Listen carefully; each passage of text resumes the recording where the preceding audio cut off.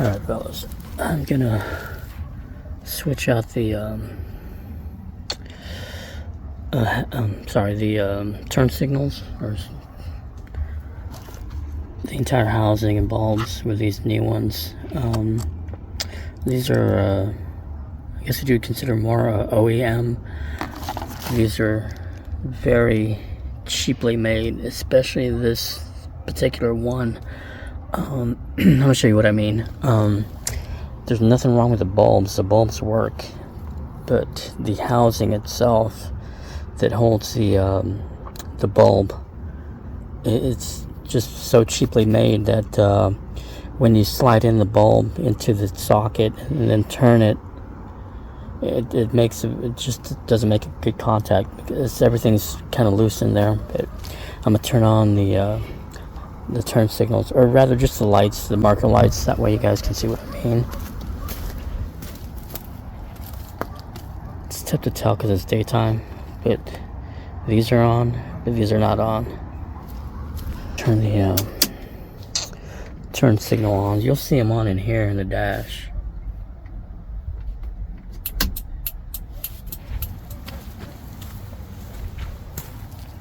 But not on over here. Hopefully that'll keep.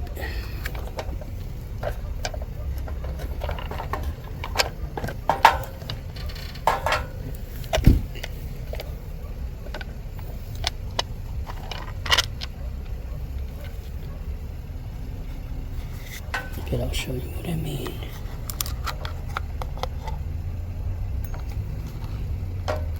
See how all that's just loose in there and it pops out of place. It's just really cheaply made.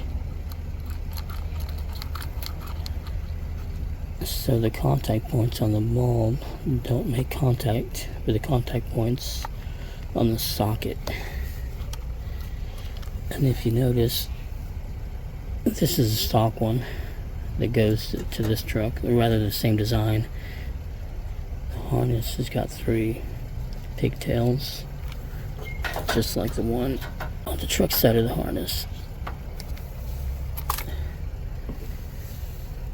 But this new one, let's see if I can get this out real quick. Alright, so this is the new one, and while the bulb on this one has 2 contact points, one for the daytime running lights and the other for the turn signals, which, you know, goes for the harness itself, including the ground wire. So that's why there's 3 wires there. This new one only has 2 wires. One for the ground and the other for the turn signal. So I'm gonna have to pick and choose. I can only use, or rather, check this out. Okay, since this is from a newer D21, the connector for this harness is different from this one, so it'll never fit no matter what. So what I did is I went to the junkyard and grabbed the harness from the truck side from the D21 that happened to be there. Let's get the sucker.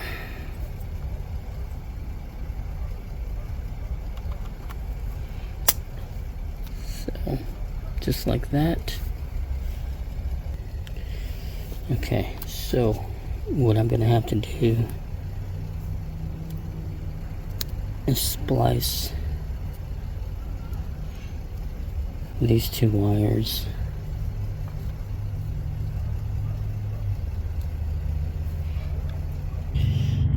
alright, since the harness from the other newer D21, the color coding is somewhat the same, but at the same time a little different. Again, 2 wires, 3 wires, and obviously the black is the ground, which is the center one over here. And even though this side, this pink wire with a blue stripe is the same, it's almost the same. On this side, it's also pink, the blue stripe, and a red dot every inch or so. The blinker, the wire that runs the blinker is this, what I would assume, it's close faded, but blue stripe running all the way down with a red dot every inch or so. Almost looks like an offset green, but again, this is really faded, so who knows what the original color was. But this pink one with a blue stripe is going to go on this one, and obviously the ground to its counterpart.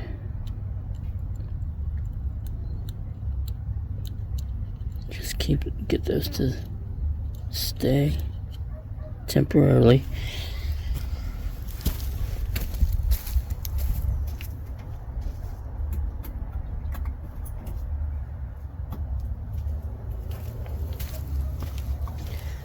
And there's our blinker.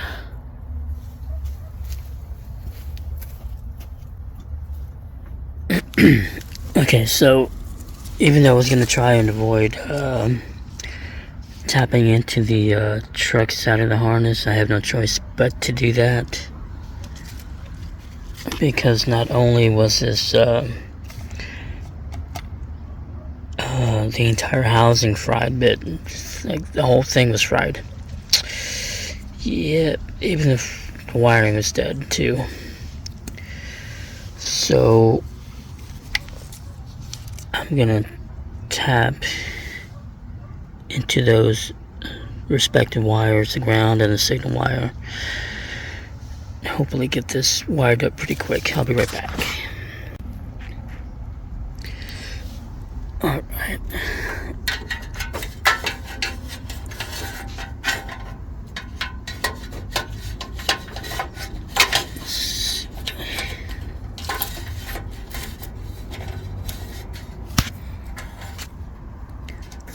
Like I said, I really didn't want to have to tap into the truck side of the harness, but didn't have a choice. It's a bummer, but the solder crimps really came in handy. Made that job much easier. And the lights is still working. They are still working. Just let me connect everything, tape all this up completely so none of this is exposed even further. I'll reconnect this, start it right up again for you guys so that way you can see it's working. I'll be right back. Alright, I'll turn them on one more time for you guys.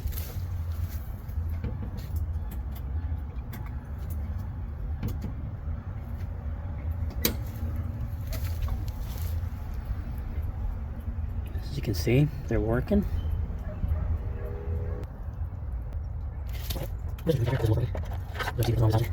So we'll use this. Obviously, I need line and this harness. This is not good. So we're going to need to teach us that harness.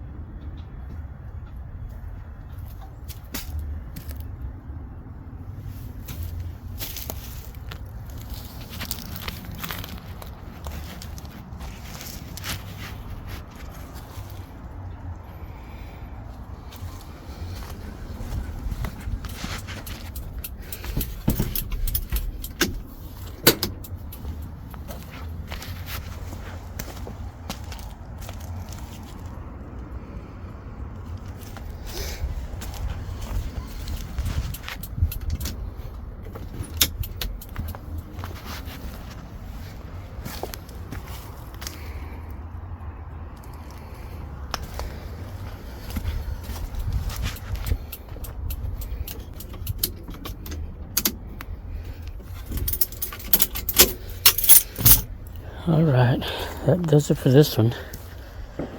Again, it was a shame that I had to tap into the harness on this one, but you know, you gotta make do with what you got. Thankfully, this one was still fine. So that made this side, obviously, again, made this side much easier. So as far as using these solder crimps, so you have it's best to use them with the a heat gun, but use it on slow. The low setting, because if you set it to the high setting, it'll literally tear these things apart because of the heat. So you want to have it on low setting and take your time, and it's, you know, don't rush it. Let it do its thing. And I've only used this a few times, but from using it, you only want to leave it at any given point for a few seconds, you know, and just slowly circle around the perimeter of the solder. Don't leave it in one spot for too long. But yeah, it's actually makes this so much easier in many ways. I mean, unless you know how to use a regular soldering gun, and that's you know, that's all good to do that. But yeah, it's a shame that with the newer design, I'm not able to use the marker, the daytime running lights. I don't think you can see it on this bulb. It's got two, I'm not sure what you would call them, two filaments. One is for the blinkers and the other's for the daytime running lights.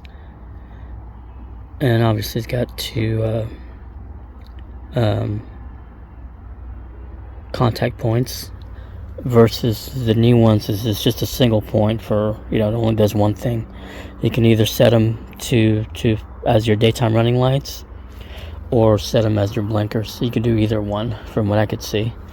So depending on what you're doing and what you're hooking up, you can actually still use that that single wire, that third wire. You can use, say you have a separate set of lights that you want to use, and hook them up. You can still have your blinkers and then have those separate lights connected to that single wire, I believe. Likely you'll need a ground as well, but you know, you get what I'm saying. You can use that third wire as your daytime running lights. But anyway, again, don't want to make this longer than it is. Hopefully this will help you guys out a little bit. If you're ever having issues with your blinkers, you know, on top of all the other stuff that could possibly cause them not to work, the other thing would be the entire harness and the entire enclosure itself could be fried. Because this worked for a little bit, but then I noticed that sometimes it started to fry slowly or go bad. The daytime running lights wouldn't work, or the marker lights, or whatever you want to call them. They stopped working, but the blinkers were still working. But then I noticed the blinkers stopped working. This side was fine, the passenger side was fine, but it was this side. You know, I switched to the typical stuff. I switched the bulbs between both sides, and it wasn't the bulbs. The bulbs are fine, they're not fried. But again, that would be another thing to check in case, you know, you're having the same issue. It's not always the relay or the fuse or the bulbs. Sometimes it's the entire enclosure with its harness and stuff that could be the problem. You know, that's another thing to watch out for. Anyway, hopefully that makes sense, and I'll see you.